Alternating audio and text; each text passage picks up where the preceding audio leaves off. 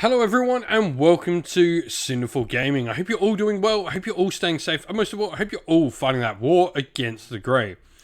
Today's video is going to be a bit of news because we're going to talk about Warhammer Age of Sigmar, and we're going to talk about the brand new Generals Handbook, which will be hitting shelves probably within the next fortnight or so. It'll probably go on pre-order not next week and maybe go up to tell us it's coming on pre-order the following.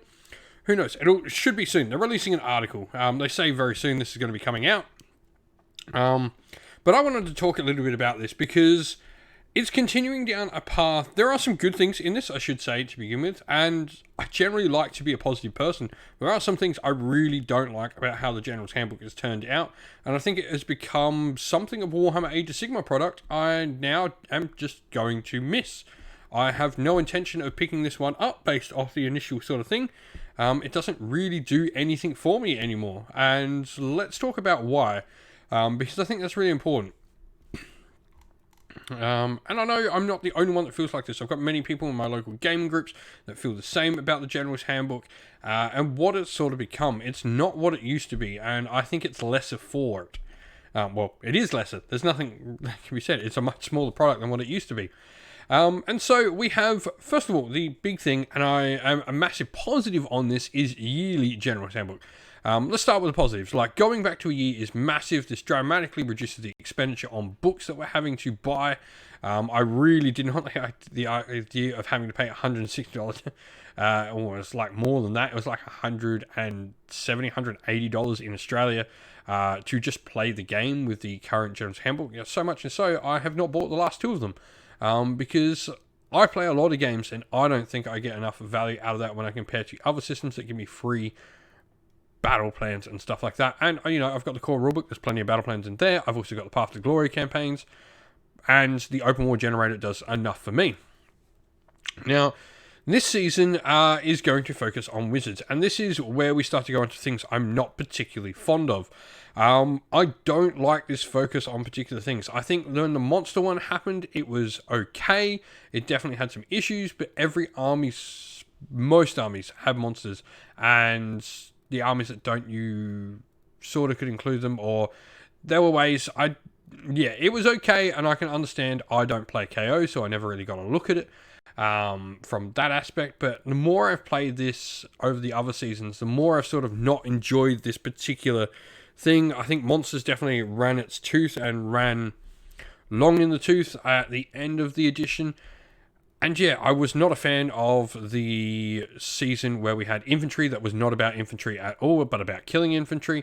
And then we had the season about small characters. And this time we're going for wizard heroes with wounds characteristic of 9 or less who are not unique. Yeah, they can get extra spells to cast, and they can also get some bonuses to cast as well. This doesn't really help them though, because it's just going to maintain the status quo in the magical hierarchy of the game. Armies that are already good at casting are going to get better, and armies that are bad at casting are going to remain bad at casting, because +1 for everyone is just still +1 for everyone. There is some really cool narrative behind this, I should say, like going into these frozen sort of realms of Gur is really, really cool. And we get, a new primordial law of frost in there as well, which is they can pick a spell in addition. This is cool. I really like the idea of having laws of spells that we can pick from as a generic one. I would love to see, the 8 laws of magic come back. Could be a really cool look, I think, to give a lot of armies. Could be something good for the game. But yeah, I'm just not a fan of this at all in these GHB focused things, because it's hard to ignore this as well when the battle plans and the battle tactics become such a thing that I'm having to ignore so much about the game and what they've written in this game and this book that it's not worth playing these scenarios. I think I can have better scenarios and how I want to play the game with either Path to Glory, the core General's Handbook, or indeed the open war battle plan generator from this or past editions of Warhammer Age of Sigmar, which still hold up really well. I'm honestly just, disappointed that we are continuing this. I would rather see the GHB be a set sort of battle plan aimed at providing a simple way to play with good missions, allowing armies and on the tabletop to be the determining factor in who wins, giving you victory conditions for your army to play against, rather than having these gimmicks that are sort of pushing towards one or the other and end up leaving certain armies by the wayside. We've seen it definitely in the previous one, where we saw things like Gargants struggle because they didn't have enough battle tactics to complete. And of course, there are always outliers. There will always be a Gargant army. But it did make for a pickup game with Gargants very hard against someone who had Galatian champions. Same as the previous one. If you were playing a pickup game and you'd been told the edition was all about infantry, and it actually wasn't in the one previous to the Hero one, what was that? Galatian Veterans time, and your opponent rocked up with bounty hunters, you were just smashed. It was quite funny that I think Idnef were a perfect example. I was chatting to a friend about this. The Thrower army looked really good. All of a sudden, Galatian Champions comes out, and then Bounty Hunters just takes that army off the table, and it never got to see play, which was really unfortunate. I think, I would rather not have any of these gimmicks. Just give me good battle plans that we can play the base game with in a competitive manner without all these gimmicks to them. These gimmicks are cool, and I like these. These belong in narrative play, and I like narrative play. But this isn't what narrative play, like competitive play, should be. I think this, at that end, this takes the edge off, because in a narrative campaign, I will build to this and build in a certain way, and we'll play in a certain way with these. Where in a competitive thing, I just don't enjoy this sort of thing in a competitive, because it then sort of ruins my immersion when I see sort of some of the things that happen to it. I don't know. I'm not a fan of this. I don't like this. I haven't liked the past couple of GHBs a lot. So I think, honestly, I'm probably going to miss the GHB. Now, on to something I do like, and the Regiments of Renown are going to be coming out with these brand new ones that are obviously going to be working to provide us with the new sort of Dawnbringers campaign, and this I'm really excited for. I really am excited for the Dawnbringers. This is something I'm really looking forward to, and look, all my concerns with the GHB might be thrown out the window, because I might not have to care, because Dawnbringers, if it is what I want, has a narrative building system, allows us to play the campaign, allows us to build on Path to Glory, and actually give us some Path to Glory supplements for the game besides Thondia.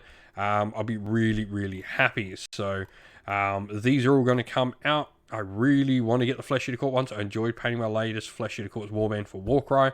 The Goblin one I don't really need. I've got some Goblapalooza, and I know you can have more, but Nurgle, I don't really have an army of Nurgle. I'm currently got and looking after one of my mates, so maybe he'll pick that up. I do have a Fyreslayer's Force that my little boy is helping me paint, so maybe I'll pick up that one. But what do you think of the new GHB? What are your thoughts on the GHB with these gimmicks?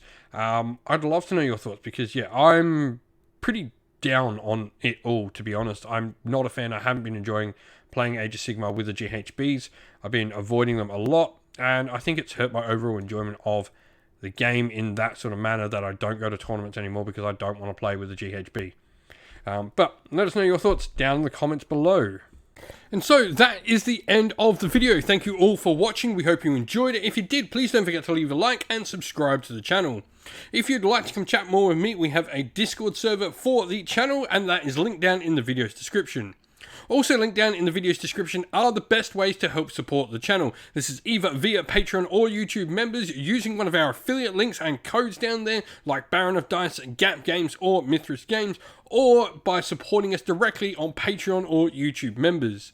If you'd like to do any of those, we have links for that all in the description. And as a special thank you to our Patrons and YouTube members, we'd like to give them all a shout out. So thank you to our Patreons: Soren, Kenny Lowell, Outer and Shot First, Andrew Bowen, Q Dynamic, JJ Austrian, Average Wargamer, Domir, Mark Harvey, James Cater, Benjamin Swallows, Red Martin, Iron Grinch, Colorblind Magic, Grimscold, and Andy C. And our YouTube members: Greenridge Gaming, Ronya, Lock Loric, The Johnny84, Broken Chef, Ariana Edwards, Revenar, Pink Nico Fire, Robin Mankiller, Monty's Tabletop Terrain, James Tillman, Disco, and John Castle. Lastly, a special thanks to Lady Witchfox Art, who does all the amazing artwork you see on the channel. Once again, everyone, thank you all for watching. Don't forget to like, subscribe, and drop a comment down below. Stay safe, stay well, and most of all, keep fighting that war against the grey. Ciao for now.